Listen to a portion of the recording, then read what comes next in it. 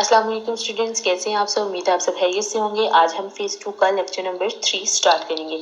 जैसे कि आपने यूनिट 2 पढ़ लिया है जो था मल्टीप्लिकेशन एंड डिवीजन। आज हम मल्टीप्लिकेशन और डिवीजन से रिलेटेड वर्कबुक के पेजेस करेंगे। जैसा कि प्रीवियस लेक्चर में मैंने आपको 35 से लेके 42 तक पेजेस करवाए थे, आज हम 43 से पेजेस स्टार्ट करेंगे। जैसे कि फर्स्ट पेज है हमारे पास 43 इस लेक्चर में, और टॉपिक है इसका dividing by one digit number. हम किसी भी नंबर को वन डिजिट नंबर से कैसे डिवाइड करेंगे, इसका फर्स्ट पार्ट मैंने डन किया हुआ है, देखेंगे कैसे सॉल्व करेंगे हम। अब हमारे पास नंबर है 362 और उसे हमने 7 से डिवाइड करना है। अब जिस नंबर से डिवाइड करना होगा उसका सबसे फर्स्ट पे आप टेबल लिखें। जैसे 7 से डिवाइड करना है और आप साइड पे 7 का टेबल लिख लें, फिर आपके लिए डिवीजन बहुत ज़्यादा ईजी हो जाएगी। अब आपने क्या करना है, 7 का टेबल लिखने के बाद आपने जो हमने डिवाइडेड नंबर लिखा हुआ है, जो अंदर नंबर लिखा हुआ है वो डिवाइडेड है और जो बाहर है वो डिवाइजर है।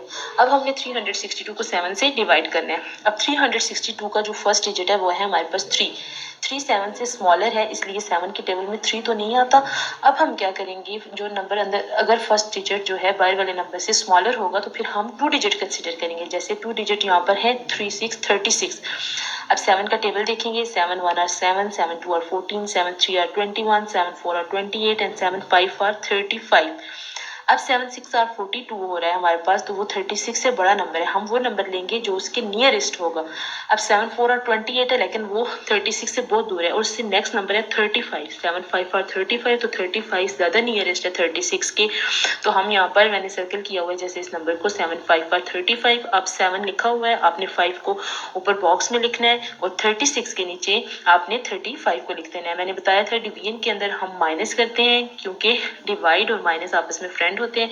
जब भी आपने कोई क्वेश्चन डिवाइड का सॉल्व करना है तो आप माइनस करेंगे, क्योंकि माइनस का साइन जो होता है वो हमारे पास डिवाइड की तरह ही होता है। जैसे मैंने आपको बताया था मल्टीप्लाई और प्लस आपस में फ्रेंड होते हैं, जब हम मल्टीप्लाई करते हैं तो लास्ट में डिजिट को ऐड करते हैं, इसी तरह डिवाइड में हम माइनस करेंगे। अब जब 36 के नीचे 35 लिखा है, अब इन दोनों को माइनस करेंगे, 6 में से 5 माइनस करेंगे, आंसर आता है 1 3 माइनस 3 0। अब यहाँ पर नंबर हमारे पास आ गया 1। अब 3 6 के बाद जो नेक्स्ट डिजिट है वो है 2। अब 2 को हम नीचे लेके आएंगे एरो के साथ, जैसे मैंने नीचे लाया हुआ है। अब आप देखेंगे कि 7 के टेबल में 12 आता है। जैसे यहाँ पर सबसे फर्स्ट पे लिखा हुआ है 7 1 आर 7, 7 2 आर 14। अब 7 के टेबल में 14 तो आ रहा है लेकिन 12 नहीं आ रहा, तो ये 14 12 से बड़ा है और 12 से 14 माइनस भी नहीं हो सकता, तो हम छोटा डिजिट लेंगे 7 1 आर 7। तो जैसे मैंने ऊपर 1 लिखा है और 12 के नीचे 7 लिख दिया। अब 12 में से 7 को माइनस करेंगे, माइनस करने का वही प्रोसेस है, 2 से 7 माइनस नहीं हो सकता।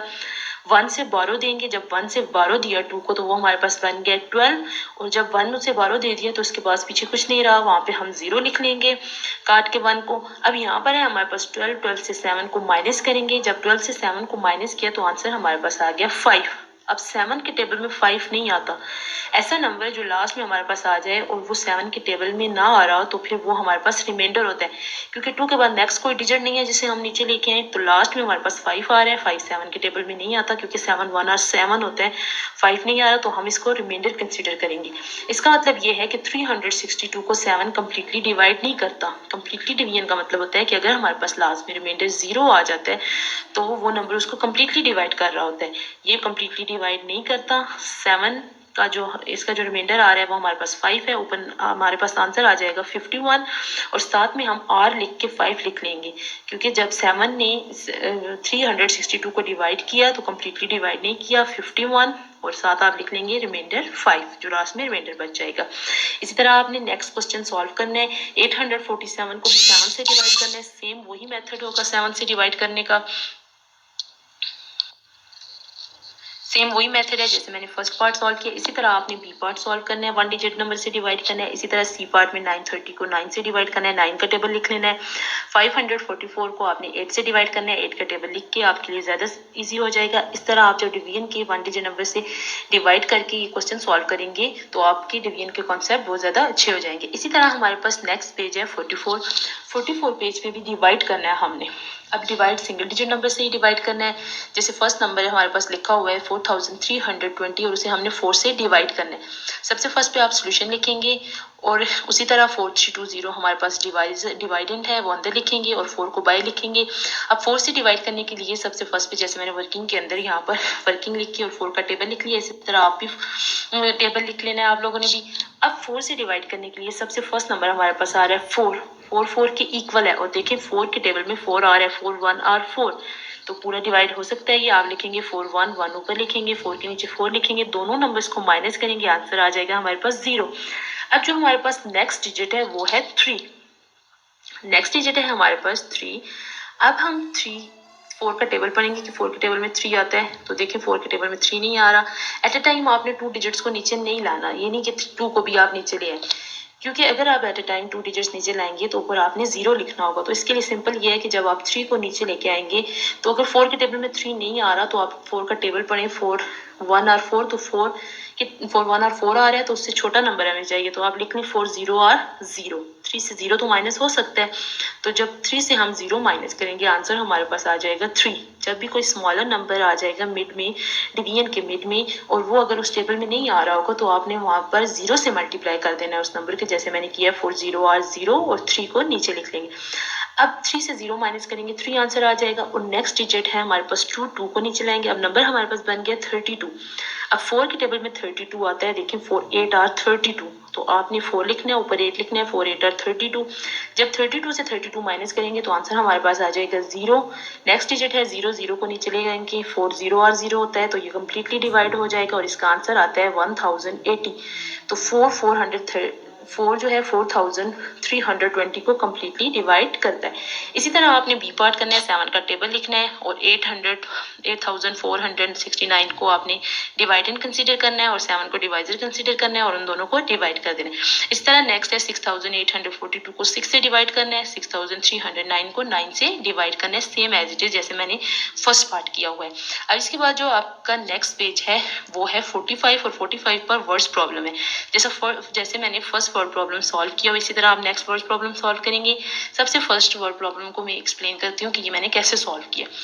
अब फर्स्ट क्वेश्चन है हमारे पास 7,800 people visited an art exhibition. अब 7,800 people ने विजिट किया आर्ट एग्जीबिशन, तो there were 3 times as many adults as children. तो जो बड़े थे वो बच्चों से 3 गुना ज्यादा थे। How many adults were there, तो वहां पर कितने एडल्ट्स होंगे, बच्चों से वो 3 गुना ज्यादा थे तो टोटल कितने होंगे। अब हमने फाइंड करने के लिए सबसे फर्स्ट पे ये देखना है कि हमारे पास टोटल पीपल कितने थे। वो थे हमारे पास 7,800। अब जो मैंने वर्किंग के अंदर सिंपल वर्किंग की, अब हम चिल्ड्रन को अगर 1 गुना कंसिडर करते हैं तो मैंने उसके लिए 1 लिख लिया, क्योंकि चिल्ड्रन जो थे वो 1 गुना थे और जो एडल्ट्स हैं वो उनसे 3 टाइम्स ज्यादा थे, 3 गुना ज्यादा। तो एडल्ट्स के सामने मैंने 3 लिख लिया है। आपने भी इसी तरह सॉल्व करना है। अगर कोई क्वेश्चन आ जाए चिल्ड्रन को 1 कंसिडर कर देना है, एक पार्ट को चिल्ड्रन जैसे थे मैंने उन्हें 1 कंसिडर किया है और एडल्ट्स को 3। अब इन दोनों को आप ऐड करेंगे, आंसर आता है 4, क्योंकि एग्जीबिशन के अंदर जो थे वो चिल्ड्रंस भी थे और एडल्ट्स भी थे, इसलिए इन दोनों को ऐड किया, 3 और 1 को ऐड किया तो हमारे पास आंसर आ रहा है 4। अब सबसे फर्स्ट पे हम नंबर ऑफ चिल्ड्रन फाइंड करते हैं, क्योंकि वो कम थे और मैंने आपको बताया है कि जब हमने कोई वैल्यू कम फाइंड करनी होती है तो उसके लिए डिवाइड करते हैं और 1 से मोर देन या ज्यादा फाइंड करनी होती है तो मल्टीप्लाई करते हैं। तो सबसे पहले चिल्ड्रन कम है, हम कम फाइंड करेंगे, नंबर ऑफ चिल्ड्रन फाइंड करेंगे। अब टोटल जो पीपल थे हमारे पास वो थे 7,800, तो टोटल जो पॉसिबिलिटी यहाँ पे नंबर की आई है 1 गुना चिल्ड्रन थे और 3 टाइम एडल्ट्स थे, तो दोनों को ऐड करके आंसर आ रहा था 4। हम 7,800 को सिंपल 4 से डिवाइड कर देंगे तो हमारे पास नंबर ऑफ चिल्ड्रन आ जाएंगे, क्योंकि कम थे वो। अब जब हम इनको डिवाइड करेंगे तो 1 टाइम हमारे पास चिल्ड्रन आ जाएंगे, क्योंकि जब हम डिवाइड करेंगे तो 4 से डिवाइड करेंगे जब 7,800 को तो हमारे पास 1 टाइम चिल्ड्रन आ जाएंगे। अब जहाँ पर लिखा हुआ 7,800 को जब 4 से डिवाइड करेंगे, सिंपल डिवीजन का प्रोसेस है जैसे मैंने इस साइड लिखा हुआ है। 4 1 और 4, 7 से 4 को माइनस करेंगे, 3 आंसर आ जाएगा। नेक्स्ट डिजिट 8 है, 8 को नीचे लेके आएंगे, 38 नंबर बन रहा है।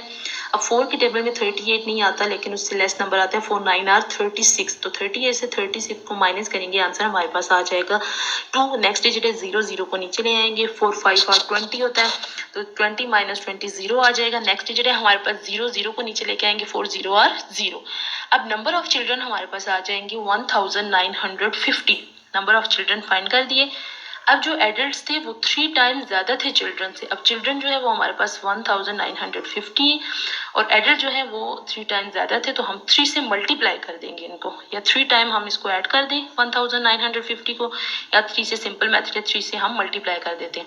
3 0 are 0, 3 5 are 15, 1 carry, 3 9 are 27, 1 plus करेंगे 28, 2 हम कैरी देंगे, 3 1 आर 3 और 2 प्लस करेंगे 5। तो इस तरह नंबर ऑफ एडल्ट्स हमारे पास आ जाएंगे 5850। अब देखें कि आपका आंसर करेक्ट है या नहीं। तो आप क्या करें, 1950 जैसे मैंने रफ वर्क में इसको और 5850 को ऐड करें और देखें कि टोटल इतने पीपल बन रहे, तो दोनों को ऐड करने से आंसर हमारे पास आ रहा है 7800। तो 7800 पीपल ने विजिट किया था आर्ट एग्जीबिशन को। इसी तरह अगर आपके पास कोई भी क्वेश्चन आता है 3 टाइम्स था तो मैंने 3 लिखा है, अगर यहाँ पर आ जाता है ट्वाइस तो ट्वाइस के लिए आप हमेशा 2 लिखेंगे, 4 टाइम्स के लिए 4 लिखेंगे, 5 टाइम्स के लिए 5 लिखेंगे और जो दूसरी वैल्यू होगी उसे 1 कंसिडर करेंगे, जैसे मैंने यहाँ पर 1 कंसिडर किया। अब जो नेक्स्ट सेकंड इसका वर्ड प्रॉब्लम है वो आप लोगों ने खुद सॉल्व करना है। मैं सिर्फ आपको हिंट दूंगी कि ये आपने किस तरह से सॉल्व करना है। मैं सिर्फ हिंट दूंगी कि आपने ये क्वेश्चन किस तरह से सॉल्व करना है। A factory pack 9600 kg of floor into small bags and large bags. Each small bag contain 3 kg of flour and each large bag contain 5 kg of flour. 2040 small bags were packed. How many large bags of flour were packed? अब first से start करते हैं। Total जो हमारे पास KG था वो है 9600।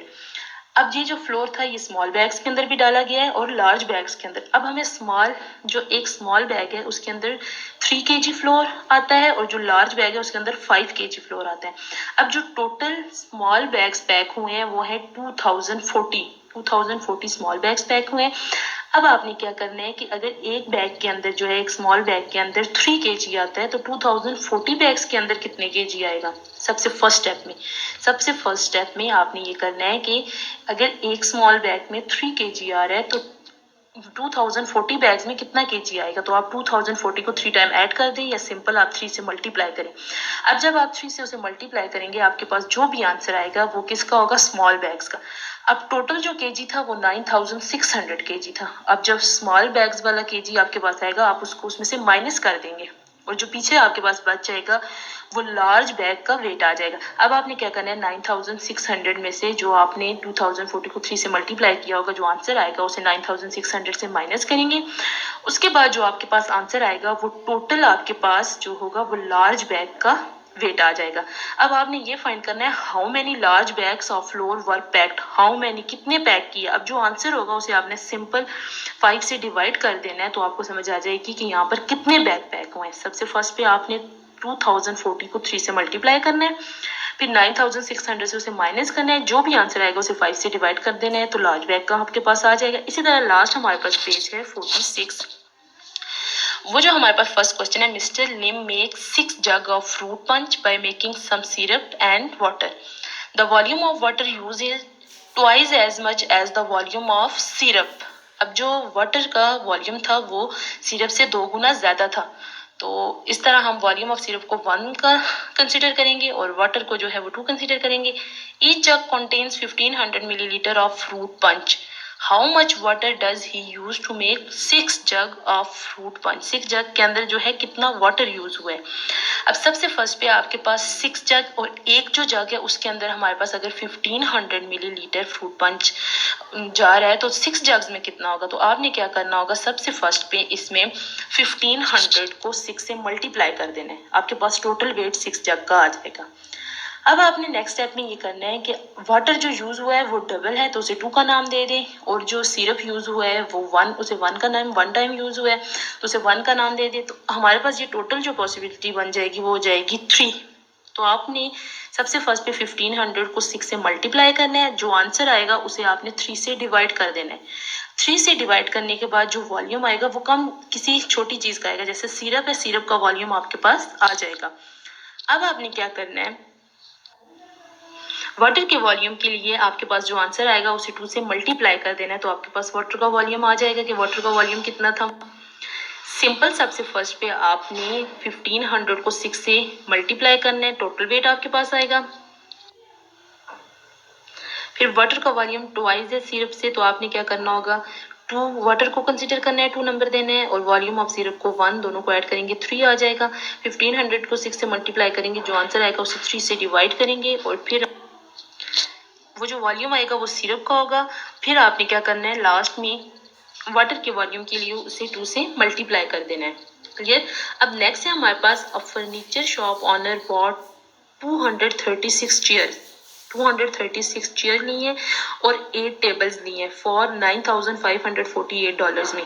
Each chair cost $25। How much did each table cost. अब हमने एक टेबल की कॉस्ट फाइंड करनी है। चेयर की कॉस्ट, जो एक चेयर की कॉस्ट है वो $25 है। अब हमने जो है फाइंड करनी है एक टेबल की कॉस्ट। अब फर्नीचर शॉप में आप सबसे फर्स्ट पे देखें कि चेयर्स कितनी खरीदी गई हैं, 236, और टेबल कितनी खरीदी गई है, 8। अब सबसे फर्स्ट पे टोटल जो अमाउंट थी वो इन दोनों की मिला के जो अमाउंट थी वो है हमारे पास $9,548, $9,548 टोटल अमाउंट थी। आप सबसे पहले चेयर की कॉस्ट फाइंड कर ले कि चेयर की कितनी कॉस्ट है। अब एक चेयर अगर $25 की है तो 236 चेयर कितनी की। अब 236 को 25 लिख के ऐड करना मुश्किल होता है, आप डायरेक्ट 236 को 25 से मल्टीप्लाई करें तो आपके पास जो कॉस्ट आएगी वो चेयर की आ जाएगी। जितनी भी चेयर्स होंगी 236 चेयर्स की कॉस्ट आ जाएगी। अब टोटल जो उसने फर्नीचर ऑनर ने जो जो फर्नीचर शॉप ऑनर जो था उसने 236 चेयर ली हैं और टोटल दोनों को, टेबल्स और चेयर्स को मिला के जितने पैसे थे वो $9,548 थे। अब आपने सबसे फर्स्ट पे 236 को 25 से मल्टीप्लाई करना है, आपके पास चेयर की कॉस्ट आ जाएगी। चेयर्स की कॉस्ट जब आपके पास आ जाएगी उसे आपने 9,548 से माइनस करना है, क्योंकि ये 9,548 चेयर्स की कॉस्ट भी है और टेबल्स की भी। जब आप उसमें से चेयर की कॉस्ट को माइनस कर देंगे तो बाकी जो बच जाएगी वो टेबल की कॉस्ट होगी, वो 8 टेबल्स की कॉस्ट होगी, क्योंकि 9,548 8 टेबल्स और 236 चेयर्स की कॉस्ट है। सबसे फर्स्ट पे 236 को 25 से मल्टीप्लाई किया, फिर 9,548 से माइनस करेंगे, जो आंसर आएगा वो 8 टेबल्स की कॉस्ट होगी। अब आपने सिर्फ 1 टेबल की कॉस्ट फाइंड करनी है, कम। ईच टेबल का मतलब है कि आपने सिर्फ एक टेबल की कॉस्ट फाइंड करनी है। तो जो आंसर आएगा उसे आप 8 से डिवाइड कर दें, सिंपल, क्योंकि कम के लिए हमेशा डिवाइड करते हैं। आप 1 से जब डिवाइड करेंगे तो आपके पास 1 टेबल का आंसर आ जाएगा कि 1 टेबल की कॉस्ट क्या थी। सिंपल, 236 को 25 से मल्टीप्लाई करना है, फिर उसके बाद उसे 9,548 से माइनस करना है। जो भी आंसर आपके पास आएगा